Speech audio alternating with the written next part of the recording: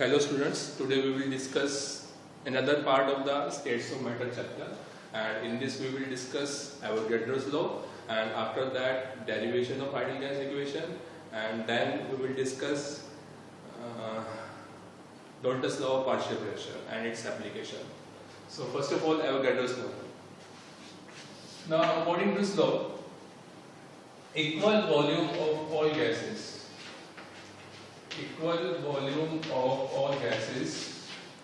under similar conditions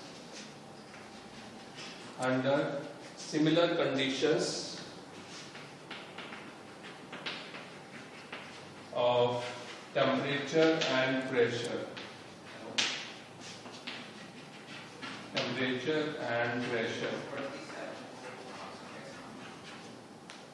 contain equal number of molecules,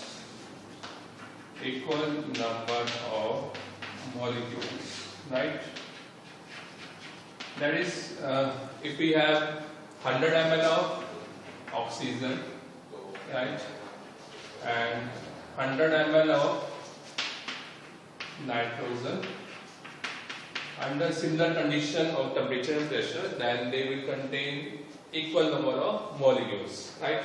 So this is the example, and this can be stated in another form, that more is the volume of the gas, then more the molecules it will have. For example, that mathematically we can write V directly proportional to M, that is, more is the volume of the gas, more number of molecules it will contain. So N represents the number of molecules, and it can represent also the number of moles, that is, more number of moles of gas are present in the given volume of the gas. That is, if volume is more, then more number of moles of gas will be there. So now next we will discuss ideal gas equation. First of all, we will discuss derivation of ideal gas equation.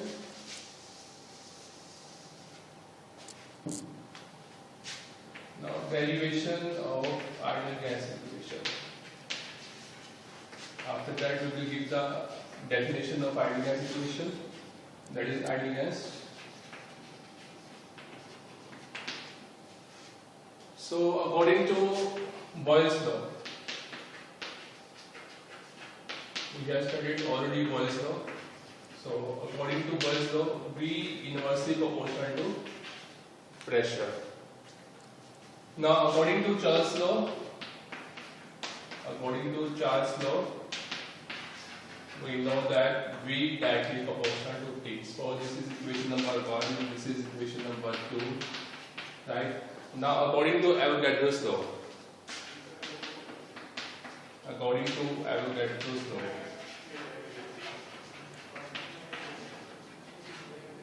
V directly proportional to N.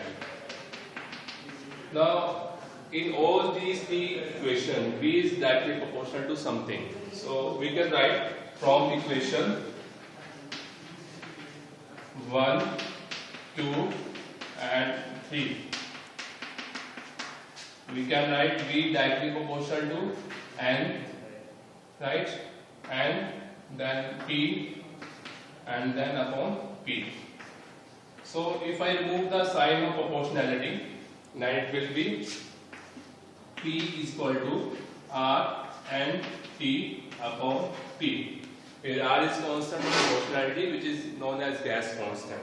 Now take P this side, so this will become PV, and now take N this side and RT. So this is known as ideal gas equation, right?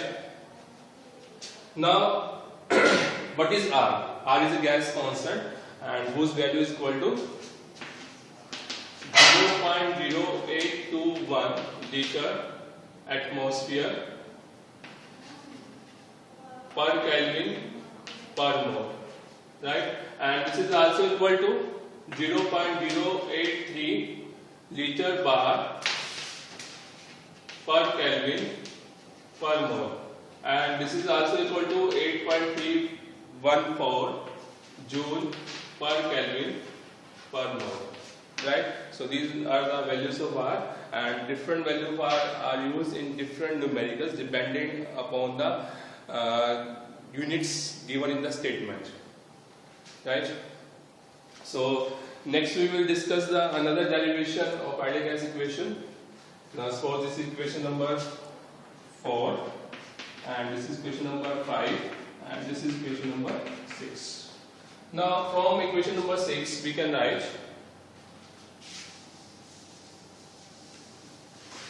from equation number 6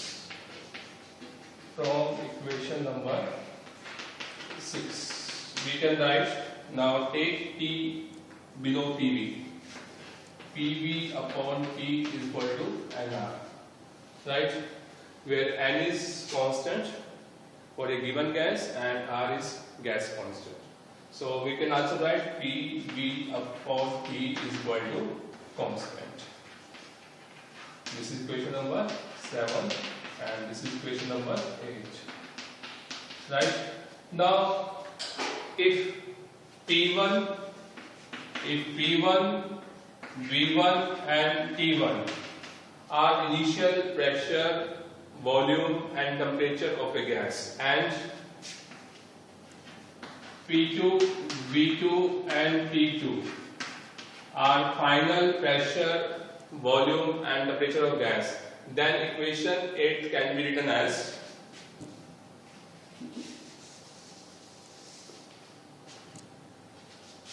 P1 V1 upon T1 is equal to constant, right? And then according to these factors, P2 V2 upon T2 is equal to constant, right? So this is equation number 9 and this is equation number 10. Now from equation number 9 and 10, now both these equations 9, 10, 10 they are equal to constant, so they itself are equal to each other. So we can write from equation 9, 10, 10 P1 upon V1 upon T1 is equal to P2 into V2 upon T2. This is another form of ideal gas equation. Now how you define ideal gas? A gas which obeys ideal gas equation under all conditions of temperature and pressure is known as ideal gas equation. A gas which obeys ideal gas equation under all conditions of temperature and pressure is known as ideal gas, right? Now we'll take a numerical on the basis of ideal gas equation. So write down that numerical. At 25 degrees Celsius,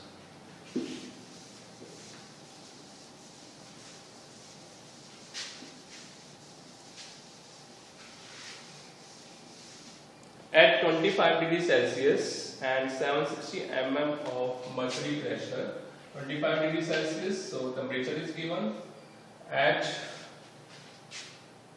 760 mm of mercury pressure, so pressure is here 760 mm, right?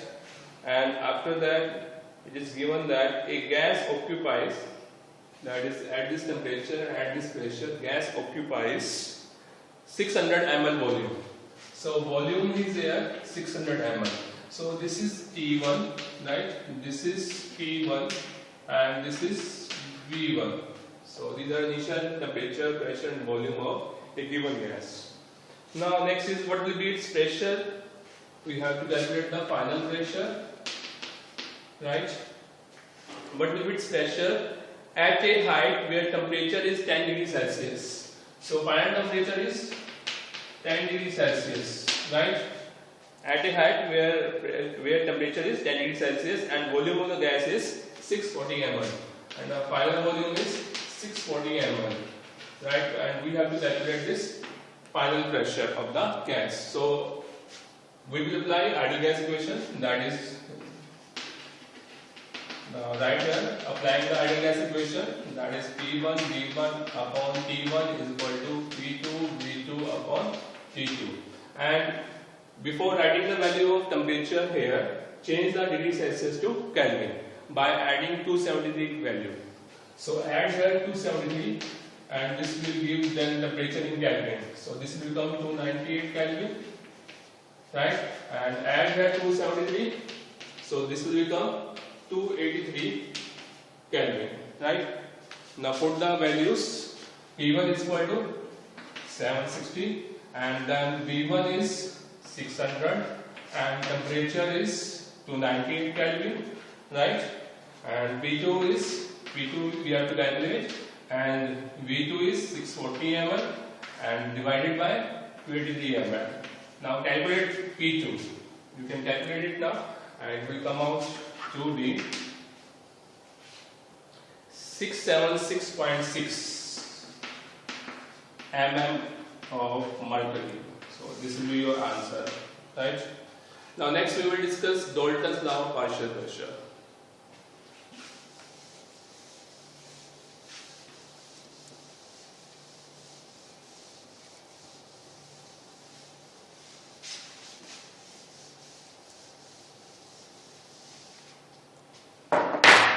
Dalton's law of partial pressure.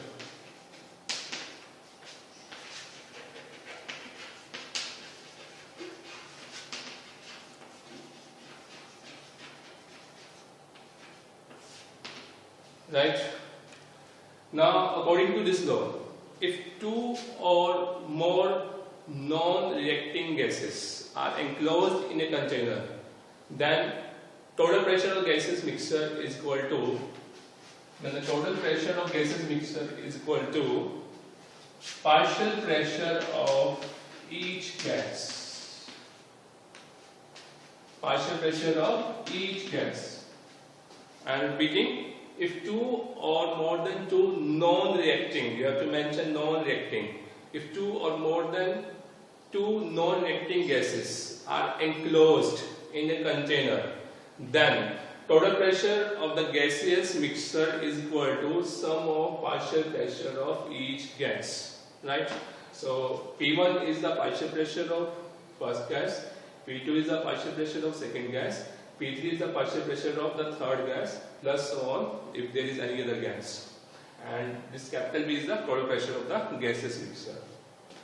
This is the Dalton's law of partial pressure. Now, what is partial pressure? It is the pressure of a gas when it is kept alone in the same container. It is the pressure of a gas when it is kept alone in the same container, then it is known as partial pressure. Right? Now, next is application of Dalton's law of partial pressure. Its first application is to determine the pressure of a dry gas. Pressure of a dry gas. Now, if we collect a gas in an experiment, we collect a gas on water, right? So this is the diagram which will explain the collection of gas in a container over water. This is a jar and this is a delivery tube, and here is water, and here is also water outside the jar. So in this jar the gas is coming from here. So in this jar the gas is collected here. These are gas particles. So this gas is moist gas because this gas also contains water vapors. So how will you calculate the pressure of a dry gas? So the pressure of dry gas is given by pressure of moist gas minus pressure due to water vapors. Water vapors. If we subtract pressure due to water vapors from the pressure of the moist gas, then it will give pressure of dry gas. And pressure due to water vapors, it is also known as aqueous tension. So we can write pressure of moist gas minus aqueous tension. So this is equal to pressure of dry gas. Now there is another application, that is in the determination of partial pressure of a gas. Now discuss another definition. To determine the partial pressure of a gas.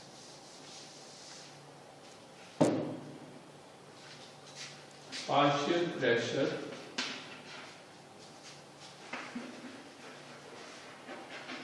of a gas. Right? Now suppose if there are 2 or 3 non-reacting gases in a container, then according to ideal gas equation, the partial pressure of each gas is given by, now we know that ideal gas equation is P equal to nRT, right? And if there are, first of all modify this, now P is equal to nRT upon V. Now suppose there are 3 non-reacting gases in a container, then for 3 gas I can write P1 is equal to N1 RT upon V. V will be constant because we are using a container in which we are putting 3 gases, right? So 3 gases will have different number of moles, right? So this will change and this P1 will change, that is this P will change. This R will remain constant and temperature will remain constant and this volume will remain constant. Now for gas second, P2 N2 RT upon V. Now for third gas, P3 N3 RT upon V, right?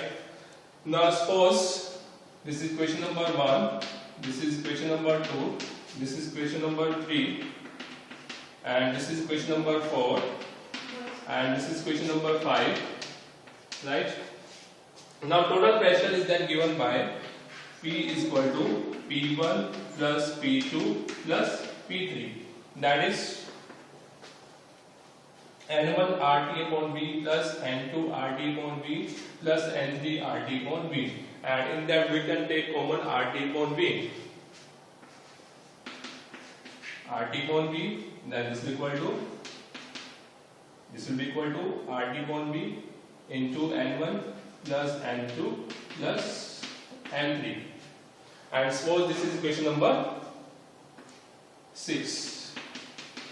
Now dividing equation third by 6, right?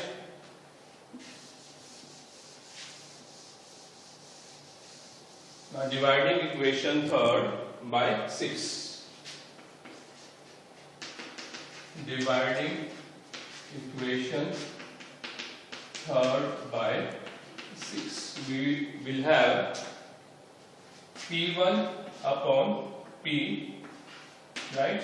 And this is N1 RT upon V divided by RT upon V into N1 plus N2 plus N3, right? This thing. So RT upon V will get cancelled by RT upon V, and we will have N1 upon N1 plus N2 plus N3, and this is known as mole fraction. This is equal to X1, that is mole fraction of a gas, that is first gas. So this is the formula of mole fraction of first gas, that it is given by that number of moles of first gas divided by number of moles of all the gases. If such type of formula is given, then we say that it represents the mole fraction of first gas. So mole fraction of first gas is represented by X1. So we can now write P1 upon P, P1 upon P is equal to X1, right? That is partial pressure of a first gas P1. Partial pressure of first gas P1 is equal to X1 into total pressure, right? So this is the partial pressure of first gas. Then it is given by mole fraction multiplied by total pressure of the gas. Mole fraction of that gas multiplied by pressure of the, that is total pressure of the gases mixture.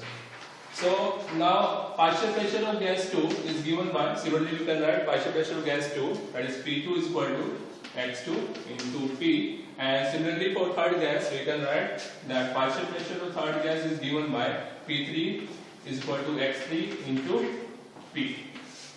So these are the formulae for calculating the partial pressure of a gas. So next thing we will discuss in the next video. Thank you for watching. Have a nice day.